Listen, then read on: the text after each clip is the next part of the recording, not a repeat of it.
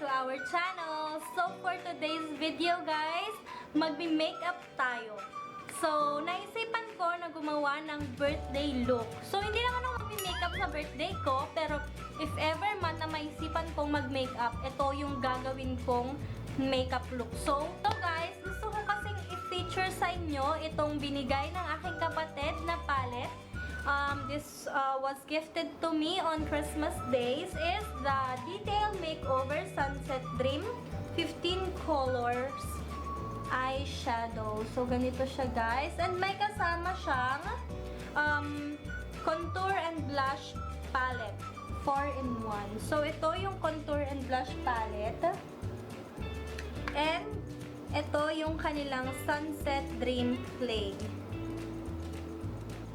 So, talagang secure yung kanilang eyeshadow during the shipment. Kasi meron siyang, meron siyang kasamang clear plastic para hindi siya parang mag-dust off, ganyan. And, very makapal din yung bubble wrap nung nakabalot siya. So, yeah, naka-sale kasi ang Detail Makeover ngayon. So, nag-request na lang ako sa kanya na kung bibigyan mo ko ng regalo, please, makeup na lang. So, yeah, ito. Kaya nga, in-order niya, and ito yung niregalo niya sa akin nung Christmas. So, kung magme-makeup man ako sa birthday ko, siguro ito yung gagawin kong look. So, if you wanna know, guys, yung look na gagawin ko for my birthday, then please just keep on watching. So, guys, gusto ko lang din palang i-share sa inyo yung aking current favorite na foundation. Matagal akong hindi nag-foundation kasi na-in-love talaga ako sa yung kay All Covered by Anna Kai na tinted sunscreen. Pero guys, nung na-try ko tong si Superstay 24-hour full coverage foundation, guys, grabe. Ang bilis niyang i-blend. Very seamless. Very feeling ko walang foundation yung mukha ko, and yeah, ang dali niyang i-blend as in. So, ganito yung kanyang consistency. And I'm in the shade, nandito ba? 120 Classic Ivory. So, perfect na perfect din yung kanyang shade sa akin. And ang dali niya talagang i-blend.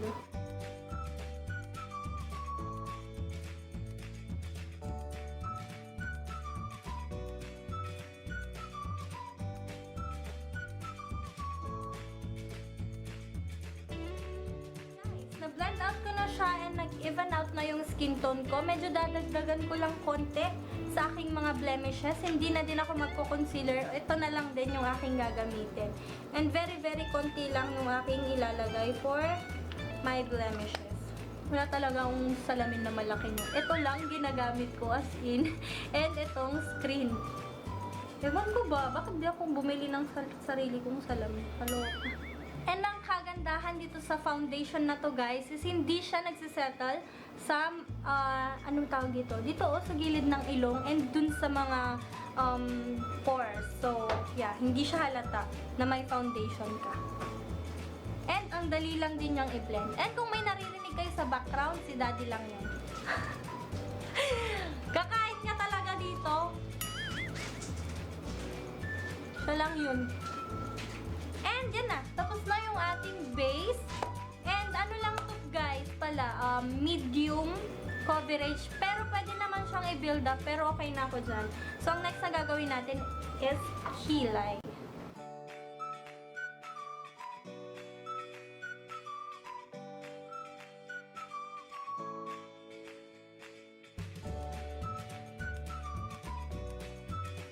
Gamit ko palang pang-kilay guys is itong from FS ata to.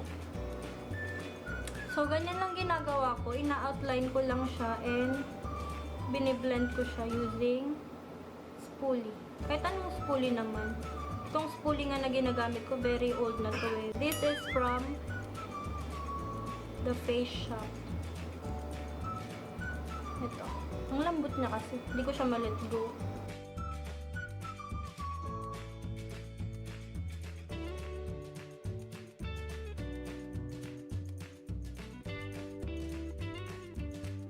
Patungan ko lang nitong Everbilena Eyebrow Duo, yung kanyang powder.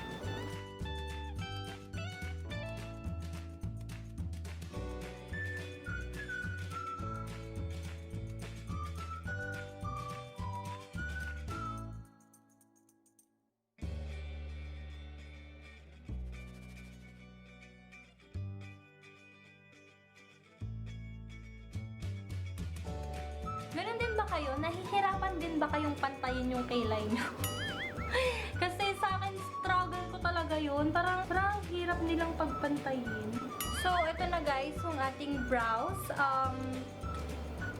Medyo bushy siya kasi hindi ko siya tinitame. I mean, hinahayaan ko lang siyang tumubo kasi sobrang nipis ng kilay ko. Kaya kapag tinatanggalan ko siya, feeling ko hindi na siya tutubo. Parang ganun. So, hinahayaan ko lang siya na ganyan. And gusto ko lang ng makapal na kilay effect. So, yeah. Tapos na tayo sa ating kilay. Let's move on to our eyes. So, matatry na natin ngayon itong si Sunset Dream. And very gusto ko yung kulay niya kasi sunset talaga. Gusto ko yung may mga orange, ganyan. So, disclaimer lang guys, hindi ako magaling sa eyeshadow, sa pag-eyeshadow. Pero, ito lang naman yung aking gagawing makeup look if ever man na magme-makeup ako on my birthday. So, first is maglagay lang tayo ng transition color or base color. Ito yung aking gagamitin. This is in the shade Solstice. Oops! And very powdery niya. Set ko lang yung aking under eye. Hindi na ako gagamit ng primer guys kasi wala naman akong primer.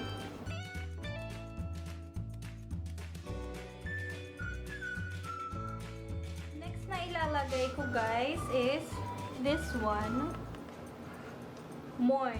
So, ilalagay ko siya all over my crease.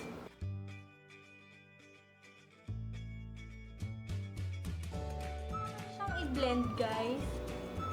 And very pigmented naman. Sorry kung mali-mali yung ginagamit kong eyeshadow brush kasi di talaga ako magaling sa ganito. And wala ko nung mga brushes for eyes. Kung ano lang yung meron ako, yun lang yung ginagamit ko pag nagme-makeup.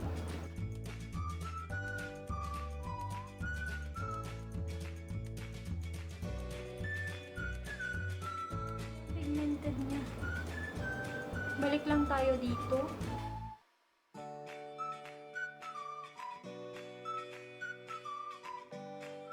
Ganda! Charot! Next na ilalagay natin, grabe, hindi ko alam kung paano mag-color combination. Kasi konti lang naman to. Ito lang siya. So, ang next na ilalagay natin, maglagay tayo ng blades sa gitna. Ito na lang gagamitin ko. Or hindi. Ito na lang. Maglagay tayo ng color blaze. Ito, this one. Sa gitna.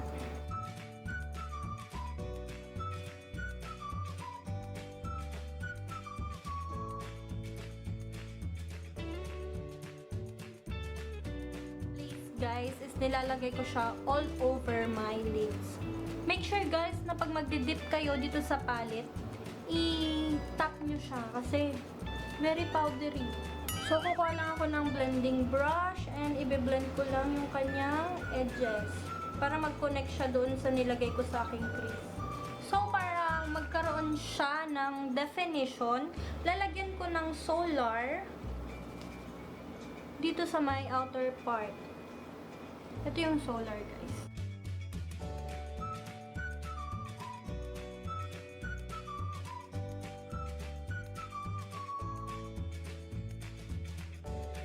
Of course, i-connect na din natin itong si solar dito sa my lower part. Nagpo-fall out na siya, guys.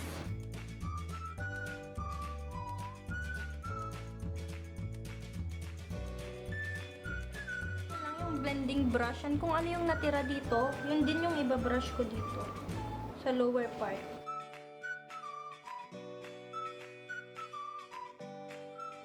And syempre, hindi natin pwedeng palagpasin yung shimmer. So, I will get this sundown, and then kakamayin ko na siya, ilalagay ko siya dito sa inner corner hanggang sa gitna.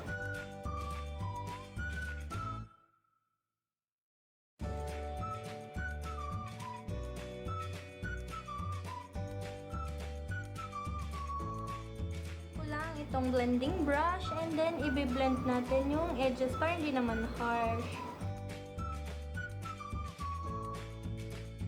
Of course, maglalagay din ako nitong sundown sa aking lower part ng aking mata. And then guys, sa inner corner is maglalagay ako ng golden.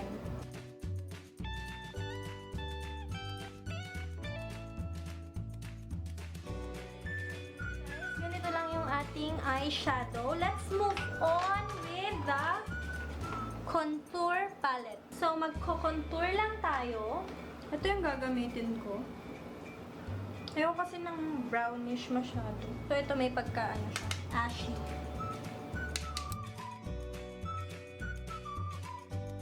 Marami yung lip ko. Ilagyan na din natin dito. Lagay muna natin din saka natin i-blend mga beshi.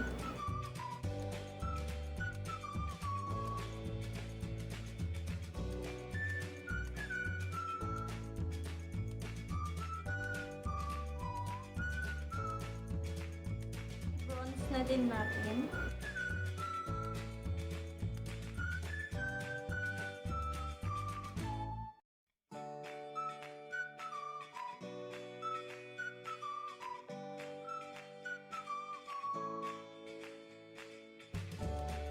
Is maglalagay ako ng contour sa ating ilong.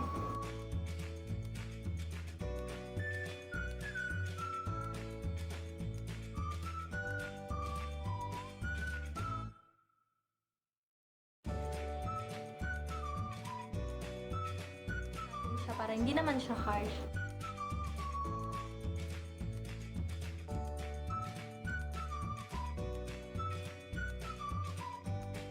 Next is highlighter sa nose part. Wala pa pala tayong blush. Ang gagamitin kong blush is itong parang mauve. Meron kasi dito, parang light siya masyado. So, dito tayo sa medyo dark blush. Para mag-complement naman siya sa ating eyeshadow.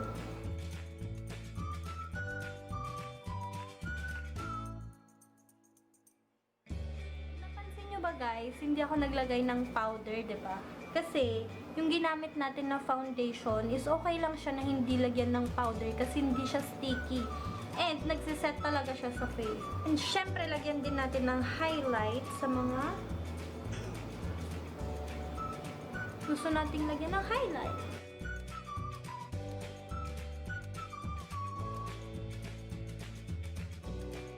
That's it, guys. I-finish ko lang yung look, then I'll be back.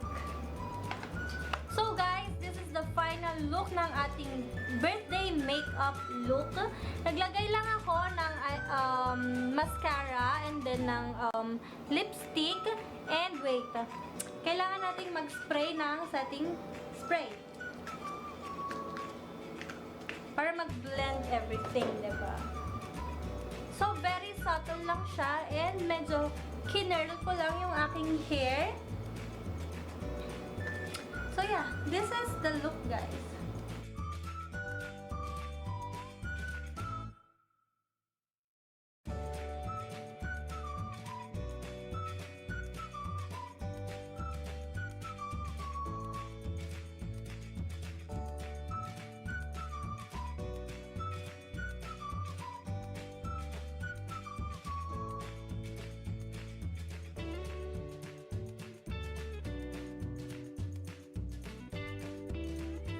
Lang guys, yung ginawa kong makeup look. Kung magme-makeup pa na ako sa birthday ko, siguro ito yon para mag-open lang yung eyes ko konti, diba? Para medyo may kaartehan naman tayo.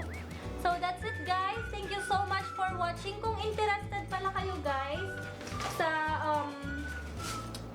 Detail Makeover Sunset Dream Palette, saka itong Detail Makeover Contour Blush palette, naka-sale sila ngayon ng buy one get one. This is only 600 pesos. Kaya i-check nyo na yung kanilang Lazada page para kung gusto nyong magkaroon ng decent na palette with contour and blush check nyo na this one, guys. Very recommended. Medyo powdery lang siya, pero at its price, okay na din. And very pigmented naman siya. So, that's it, guys, for today's video. Kung hindi ka pa nakasubscribe sa channel natin, please make sure to click the subscribe button and the notification bell beside it para lagi kayong updated sa mga new videos natin. That's it, guys. Thank you so much for watching. Bye-bye!